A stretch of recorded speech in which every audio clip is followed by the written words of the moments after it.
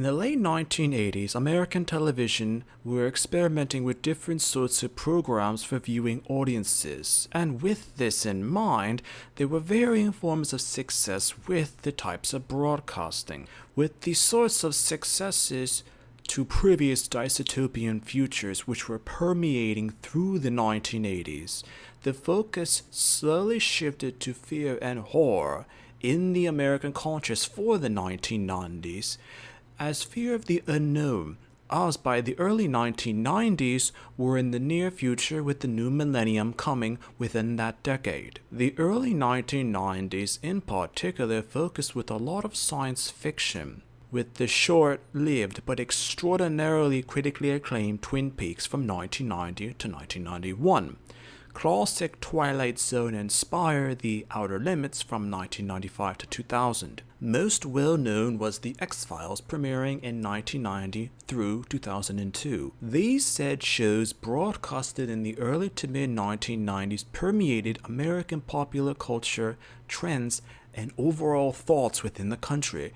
With these shows for the adult viewing base, there was an untapped demographic group that had major potential, children, as this formed the basis for Are You Afraid of the Dark for younger and teenage audiences.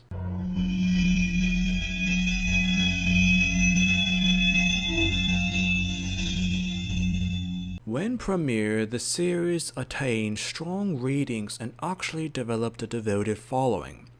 The theory of the science fiction genre and horror that appealed to older audiences was just as in demand at the time for younger audiences as well.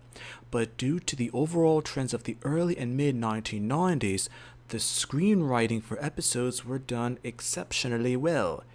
Young children as well as teenagers and even young adults were drawn into becoming viewers of the show and remain steadily, strongly throughout the entire series.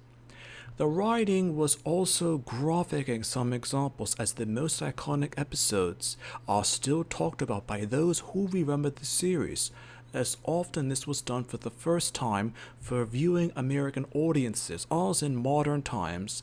In terms of television, the examples of fear and horror, as well as the budget for costumes, display, and special effects, may not seem as up-to-date or even possibly outdated, or even not necessarily aging as well when compared to using modern technology for television shows with the display or graphic ideology of horror. But the acting, originality, and sheer shock value more than made up for this. The Midnight Society, which were a group of children who gathered around in an unlocation within a forest to share their stories at a campfire, were also original in the fact that it gave an aspect of humanity to the stories, and the fact that the concept of the scary campfire stories made it relatable and understandable to viewers.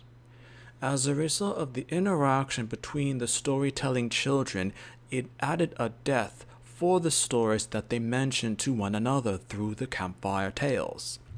Some of the children had particular backstories, as these motives for the backstories often gave hints into why some of their tales always had a certain theme presented from them.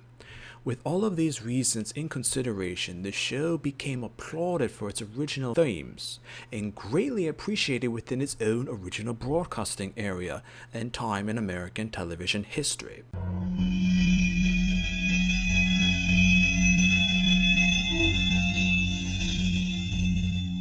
By the mid to late 1990s, however, the science fiction trend was dying down, and the general population was tired of being scared. This is why the series ended originally in 1996, but the fan base of the series was so strong and the series itself was so well respected that there was a short-lived revival from 1999 through 2000. But this second series had drastic changes when compared to the original. The first group of children, the Midnight Society, were not brought back for the second series, most of them, as they had aged, and the actors and actresses who played these characters had other career goals or interests in mind. Screenwriting and television developers were also different, as fans immediately noticed that the tone and feel of the series were different when compared to the original series.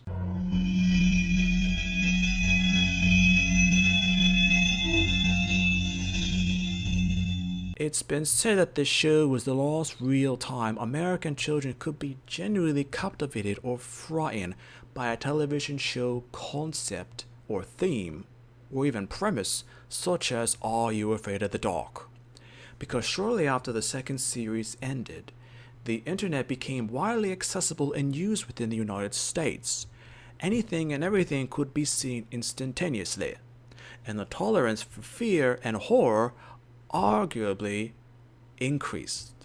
Children now would not be necessarily frightened much by the tone and atmosphere of the original Are You Afraid of the Dark series, as there have been shown examples of younger children, generations, demographic groups watching the original series and not being nearly as frightened or scared at all by some or most of the episodes or content from the series, even finding it amusing, as critics have said that it's the normalization of violence and fear in American society that now caused this solemn reality of young people in America when looking back upon Are You Afraid of the Dark? It's also been said that if the concept of Are You Afraid of the Dark is ever done again, it wouldn't necessarily be the same as the original series due to the aspects of American society that have changed.